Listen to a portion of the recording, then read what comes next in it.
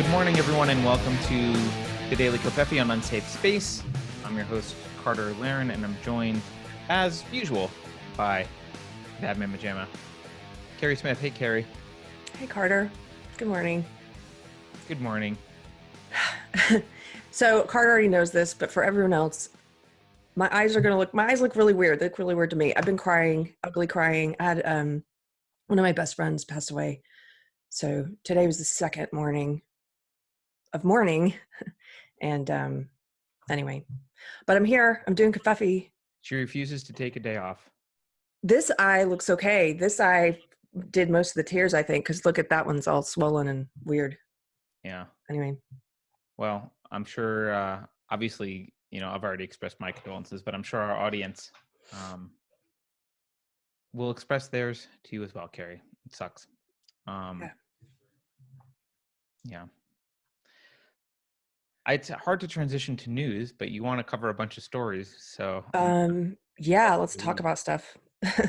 Okay. So I guess the first thing I just want to mention, we wanted to have Mike Harlow on. Hopefully we're still going to have him on the show. He's just super busy right now. He's dealing with obviously the repercussions of the loss of his Twitter account permanently. I did just put out an article, which is, honestly, it's kind of dense, but I put out an article you can read about it. We'll put a link below. And he's trying to potentially organize a rally at Twitter HQ in New York. So if you're interested in doing that, please let us know and we'll put you in touch with Mike Harlow. All right. I guess we could just jump into some stories. Maybe we should start with some good news. Want to start with some good news, Keri? yes, let's start with good news. Okay. The good news is that, remember Jessica / Jonathan Yaniv? Oh gosh, do I? This is Just for those who don't remember, Jessica / Jonathan Yaniv. I think Jessica was the person that got Megan Murphy banned from Twitter, right? Jessica, Jonathan got Megan Murphy banned because if you guys haven't seen it yet, we did a video about this person. He is, at the time, was still, he's a biological man, decided he's trans woman. At the time, was still going by Jonathan. Even on his own Twitter profile, was going by Jonathan. But here's a picture of Jonathan, right? But he had Jonathan on his profile, but also was going by Jessica, right? Was using both names. You should show one of the less flattering photos.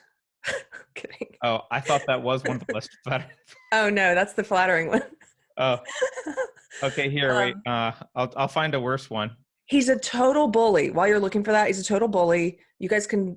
We have a whole video on it, but to recap, he engaged in targeted harassment of Megan Murphy, and then she got banned for using the name Jonathan, which he was already using about himself, and then for saying men are men. And he also has, well, I think I know what you're going to tell me, the good news. He had all these open lawsuits where this is what this guy would do. He would go to try and get women to give him, what's the word? To wax his genitals. Yeah, Brazilian, to wax his genitals. And whenever there was a woman who didn't want to do this for religious reasons, or for what, because she didn't want to work with men, and also it's a different procedure for men, then he would file these lawsuits, these discrimination lawsuits, saying that they were discriminating against him because he was trans. It was just a grifter looking to make money, and a lot of these are working class women. A lot of these women are women of color, immigrant women, Muslim. Like he targeted working class women, and had all these lawsuits out. And so, I briefly saw. Here's the picture Keri wants you to see. I think, is that a better one, Keri? Yes. You like that better? Yes. There you go. Gross. That's Yaniv. And Yaniv, like Keri said, he sued 15 women brought on before the Human Rights Tribunal, claiming that he had a right to have his scrotum, just to be clear, right, he's biological male, had a right to have his scrotum waxed by women who were working out of their home. Most of them, I think, were Sikh. So they had religious objections to touching male genitalia. A lot of them worked out of their home with kids. One of them actually had to shut down her establishment after this because she was harassed by Yaniv's supporters. So anyway, Yaniv brought these women. He was seeking, I think, $15,000 in damages from each, and he lost. So there's some good news in the world. There's some kind of sane, or at least semi-sane, judge or jury out there. I guess it's a tribunal, so I assume it's a panel of people. But he lost, and he has to pay each one of them $2,000 now. If I read, Oh, he does. That's ruling in favor. great, sweet Yeah. revenge. Because I know he had some of these women were settling and paying him money, and this is a guy who creeped on young girls, who took secretive photos of girls in the ladies' bathroom, of teenage girls, who regularly posted about asking girls about their period, asking 12-year-old girls about their period, about talking about just this disgusting stuff, who petitioned to have a a topless swimming party for LGBT youth. Underage. Underage, like 12 years, 12 years and up, 11 years up, something like that. And where the parents would not be allowed there for the safe, so they could create a safe space. But he's allowed there, they just topless girls. Like, what is, this guy's disgusting. $2,000, great. I wish it were more. I wish I had to pay more than that. Yeah. So, I mean, that's the way I read this. Just to be clear, this was in Canada. So this is all happening north of the border for those of us in the U.S. But I guess, a sigh of relief. They weren't convinced that waxing someone's balls was something you could require people to do. So that's good. And some of the women didn't even show up to testify. So I think it was probably pretty much of a slam dunk. They did have an expert testify that it's a different procedure. It's against religious doctrine and blah, blah, blah. So that's the good news of the day. Now, Keri, there's bad news near you. Oh, no. Texas. I mean, all right, I'm not a Texan, so maybe I'm romanticizing Texas in a way that's inappropriate. But this isn't Austin, just to be clear. This is Dallas. So I kind of feel like Dallas shouldn't be radical left. But let's take a look at this latest story from LifeSite. Jury rules against dad trying to save his 7-year-old from gender transition. There's the dad and his son. Now, the issue is his mom, this guy's, I guess, ex-wife. I don't know if they're divorced or in the process of being divorced. The guy's name is Jeffrey Younger, and his mom is Dr. Ann Georgoulas. Now, just to be clear, she's not even really the biological mom. They did in vitro fertilization, so she's not actually biologically related to the children, but she is the. Is he biologically related? Yes. So he's biologically related. She's not, because they did in vitro fertilization and with, I guess, someone else's egg, and presumably, I guess their marriage fell apart or whatever. But there's 2 twin boys, and one of them, I won't say the boy wants to transition. I think one of them is having behavior that leads the mom, the quote mom, Dr. Ann Georgoulas, to claim that it's time to transition him into Luna. And the dad was arguing, hey, look, I don't want him. He's 7, right? There's a bunch of risks associated with putting him on. So she wants to put him on puberty blockers and eventually put him on cross-sex hormones. And, even in this article, I'll just read some of the things. Possible side effects of feminizing cross-sex hormones therapy, blood clot in deep veins, which is deep vein thrombosis, or pulmonary embolism, high triglycerides, gallstones, weight gain, elevated liver function tests, decreased libido, erectile dysfunction, infertility, high potassium, high blood pressure, type 2 diabetes, cardiovascular disease, excessive prolactin in the blood, a condition which a non-cancerous tumor of the pituitary gland in the brain overproduces the hormone prolactin. So lots of risks here for a 7-year-old, who can't possibly understand, though a dad argued correctly, can't possibly understand what the consequences and risks here are. The kid's 7. We can't start him on puberty blockers and cross-sex hormones. The So dad, the dad is trying to do what a parent should do, which is to protect his son. And yes. then So the dad asked for a jury because I mean, reasonably, I might do the same thing, right? The dad probably thought, well, I don't want to leave the fate of my child into this judge who is a little bit of a leftist judge. Her name is Kim Cooks. I perused her Twitter profile. She wasn't big, but it was obvious, she wasn't very prolific on Twitter, but it was obvious she was leftist. She's since not blocked me. She's locked her Twitter account, so you can't see it anymore because people know who she is. But presumably the dad was like, well, I don't want to leave the fate of my child into a judge's hands, and he asked for a jury to review the case. And Keri, I feel like if you asked me a jury of 12 Texans, what are they going to rule on this? What would you think? I mean, well, I would assume they would rule in the dad's favor. 11 out of the 12 jurors decided not to grant the dad sole managing conservatorship over his two twin boys.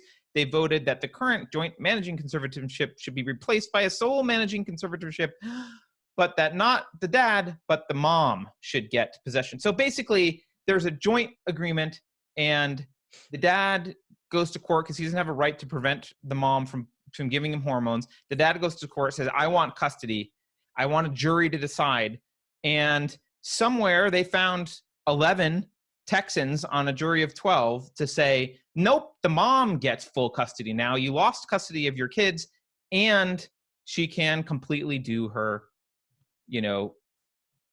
activism on your child. She can do her radical trans activism on your child. She can abuse your child. It's child abuse, just to be clear. it's child abuse. Abuse your child. Sorry. I think you have two things happening here. You've got, as we know, family courts are already skewed against fathers. And Yes. So that's just in line with what we see in general. Courts are more likely to award sole guardianship to the mother. But the other thing that's happening is just, as we've seen, this has become so very quickly normalized, this idea that, and it didn't, like, just a short 5-6 years ago, the entire medical opinion on this was different. They used to try and help kids with gender dysphoria come to terms with their biological sex, and they would do therapy, they would do, and then there was a small percentage of kids who didn't. But they don't try that anymore. They just immediately are like, put these kids on, pills, put these kids on hormone blockers. And so that's become so normalized in the past 5 years. So you've got people on this jury, even in Texas. People are so afraid of being called a bigot. They're cowards. I mean, this is disgraceful, and it's sickening, though. I mean, we've seen articles recently about, hundreds of trans people who were subject to this kind of crap when they were younger and wanting to now transition back. I said this before, but this is the Tuskegee experiment on young children. Oh, it is. Many of whom are probably not straight, right? So that's all this is. This is young, possibly gay or bisexual children undergoing a modern day Tuskegee experiment by radical trans activists who have no care about any of the risks. It's completely untested. It's just ideology. They are abusing. How pissed people off when, sorry, go ahead. I was just saying, they're abusing children in the service of their ideology. It's all about validating the adults. Absolutely. It's like, okay, the drag queen story hour, right? A friend tagged me in an article about that recently, and it was an opinion piece by someone who went to drag queen story hour and basically was like, none of the kids were engaged. None of the kids cared about the books, which were all ideological books, right? About, trying to indoctrinate the children. None of the kids cared. All the adults were just like, oh, goo goo gaga over the drag queen. And it's like, yeah, because those events are for adults. Those events are about using children to validate a belief that you have and to make you feel affirmed and to make you feel, and it's not about the kids. And this isn't about protecting kids. This isn't about validating some kid's gender identity. This is about you're not protecting children if you offer them up to doctors to experiment on them at the young age of 7.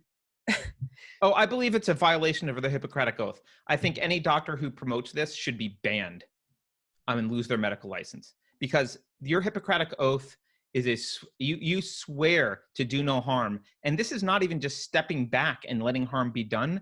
This is actively harming, right? You can't a doctor's not allowed to just say, you come into the hospital and say, I've got, my stomach kind of hurts. A doctor's not just allowed to be like, well, let me start slicing into you and look around. Like, that's too risky. It's doing harm. They need to do something else first to figure out what the problem is. It may eventually turn out that you had appendicitis and they do need to slice into you, but you don't start there. And a doctor would be, I believe, lose their license if that's how they practiced. I'm not a medical license expert, but certainly their insurance would go up and they'd probably get fired. You can't just, I got a tummy ache. Well, let me get my scalpel. That's what this is. That's exactly what this is. It's just, except for it's worse. I've got a psychological issue. Okay, let me get some permanently altering, damaging chemicals, throw them in your body, and the scalpel will come later. I mean, it's ridiculous. And do you remember when we used to, as a society, condemn every once in a while you would hear stories about the Christian scientists who believed that, like, because God was going to heal their child, they didn't want the cancer treatment, or they didn't want treatment for some ailment that the kid had. And so they would refuse medical treatment, and we would all condemn them for that. And there's probably court cases. I just don't know what they are. But there was a mass understanding that they would be condemned for this. This was harmful to their child. Right. They didn't have the kid's best interest at heart. Right. Well, I mean, how much worse is this? This isn't refusing treatment. This is harming someone who's fine. I don't know. That's very disappointing. So I don't know what the hell's going on in Texas over there, Keri. I know what's going on in Texas. No, we've got too many people moving here from California. I guess. But this certainly makes it look like, to me, like Texas is not the place to run to anymore.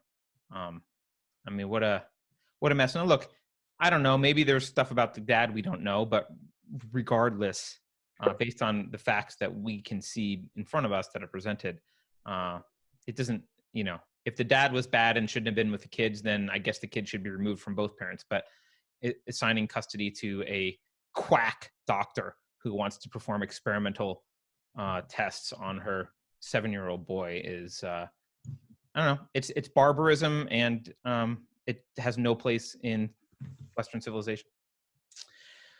All right, one more story. We'll end on a funny note, Keri, and then we can call it a day.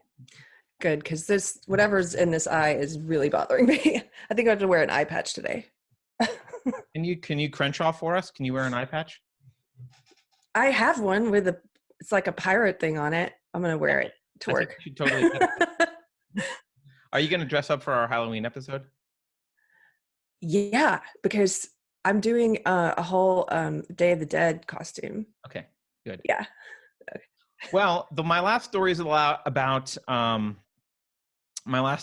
little bitch named Dan Hunt, who's a representative in the Commonwealth of Massachusetts, and he has proposed making it illegal to use the word bitch directed at. I'll read it. A person who uses the word bitch directed at another person to accost, annoy, degrade, or demean the other person shall be considered to be a disorderly person in violation of this section and shall be subject to the penalties provided in subsections A and B. The penalties for that subsection are $200 fine and 6 months in prison, up to 6 months in prison and $200 fine. So this is what's going on. He's a Democrat. This is what's going on the left. Daniel J. Hunt has decided to propose, in all seriousness, House Bills 3719 to make it illegal to call someone a bitch in Massachusetts. This is insane. I mean, I know it's funny, but it's also funny. It's crazy. It's like those anti-catcalling laws that they were doing in France. Was it in France they were doing those? This is all about restriction of freedom of speech. Like, you can call someone whatever name you want to call them. It's not you can quibble over is it a gendered slur? Carter and I have even argued about this before. Like, is it sexist to use the word bitch or the C word or right, we have. I forgot. We argued about the C word because I was saying it was sexist and you were saying it's not. But But it doesn't matter if you think it's sexist or not. It doesn't matter if you think it's hate speech or not. It's still legal. And the minute that we start saying, oh, I need to be protected from this word, and then there's another word, and there's another word, and there's another word, and there's, you can't live in a place like that. It restricts. Well, as you pointed out, if you're on the left and think of yourself as a liberal, this is not liberalism. This is authoritarianism. Yeah. China does this. This is the kind of thing that authoritarian countries do. They shut down speech they don't like. They make it illegal to say the wrong thing. And, I know I say this often, but I'm going to say it again. Every law is enforced to the point of a gun. If you refuse to pay the fine, they will come with guns to you, collect you, and throw you in jail. If you fight them, they will shoot you. Every law that you pass, you need to be very careful about passing laws and think about the consequences. You are asking that lethal force be used against someone who refuses to comply with that law. That's what you're asking for. And I don't know how this is not overtly and obviously authoritarian to anyone who looks at it. But clearly it's not. So this is what the other side of the culture war looks like. It's taking Twitter ambiguity and rules from social media platforms where they ban people they don't like and applying it to the legal system. Yeah. So, but it's still kind of funny. And I think everyone should call Representative Daniel J. Hunt a bitch all day on Twitter. So, which I think Keri would argue isn't sexist because he's a man. Maybe or a witch for Halloween. Yeah. So you lost some punch there, Keri, but okay. Okay. All right. Well, thank you everyone for watching. By the way, I do want to say this. We've got a few new subscribers. You're not in the credits yet. I'm sorry. That's me being swamped and I haven't gotten around to updating credits, but I'm saying thank you now. We'll update the credits hopefully this week and get you in them. But thank you so much for your support. And thank you for the people who've been doing also one-time tips on Subscribestar. So look, someday we'll get banned from Twitter. We'll probably get banned from Facebook someday. So anything you can do on platforms that are more supportive of freedom of expression, like Subscribestar, anything you can do to help us out, will enable us to continue making these videos and to make them better and to have time to do more research and to make them more impactful and to get editors and all that kind of stuff. So look, really appreciate the support of everyone. Thank you so much. Keri, do you want to mention book club at all for people who have forgotten? Book club, our next video book club is going to be on Sunday, November 17th. And if you want to be a part of it, send us an email at speak@unsafespace.com. I just want to read this one quick thing that I saw for Maria Tuscan sent. She said she's not going to Yarn Revolution on November 10th. She's going to do a relaxed meetup instead. And on Yarn Revolution's Instagram page, they posted this thing where they said, as a reminder, we reserve the right to refuse admission to anyone who will disturb the peace, cause drama, or make attendees feel unsafe. And the word unsafe is really big. Well, I still think people should go, but no, I don't. It's drama. Hang out with Maria. She's doing something else instead. That's true. I mean, that's true. If you're in Seattle, get in touch with Maria and hang out with her that day. Yeah, I see the screenshot that you're referring to that she sent, but I'm also in her text. She's saying she's thinking about not going. So I don't know. We'll get clarification. She's not going. She's doing a meetup. All right. Anyway. Well, support her regardless of whether she's going to go to her meetup. But by the way, just one last thing about them. They are the bullies. Do you see what they do? They're the bullies. They ban her for no reason. Then they hear that she's so intimidated and afraid to go by herself. And we were talking about, what if you went with people who are supportive? I mean, you have the right to go to a convention and buy yarn and talk to people. Mm-hmm. And then what do? They always project. They're bullies. They're pretending like somehow she's some big bad bully who's going to make people feel unsafe. Are you kidding me? Like, you guys are disgusting. And you know, I know they're not going to watch this, but Yarn Revolution people, whoever run that Instagram account, you guys are cowardly bullies. I think it is kind of funny that they are so self-delusional that they don't see how awful they are. Yeah. They're such awful people. Well, support Maria. If she's going to have a little meetup, do that. I don't know. I guess I'm a little bit more. I still kind of want to go, but You're funny. Okay. Take care, guys. Let me say one other thing, just personal. If tell the people in your life that you love them. If you've got those close friends that you haven't talked to in a while, talk to them. Like say hello to them today, because anyway. oh, Keri, I look. You made me think about something the other day, and I didn't want to. I haven't said this to you, but the the ancient Stoics had a practice which sounds really weird, but it's something that I'm not a Stoic, but it's something that I do, and it's really, I think it's really important. It sounds weird. They would at the night, every night, or maybe in the morning, whatever, they would frequently think about losing everyone that they loved dearly. They would think about, what if their kids died? What if their wife died? They would think about, and even losing other things that they valued. And they would think about that loss. And it sounds very depressing, but what it does is it reminds you of the facts of reality, that life is short and temporary, and it helps you to appreciate when you wake up the next morning, you hug your kid that much more tightly, and you treat your spouse that much better, because you know that you would be devastated if you lost them. And, Keri, my heart goes out to you. I'm sure everyone else's does, but Thank you, Carter. here. Anyway. Okay. I like that. I like that idea. I like that practice. Bye, everyone. Bye.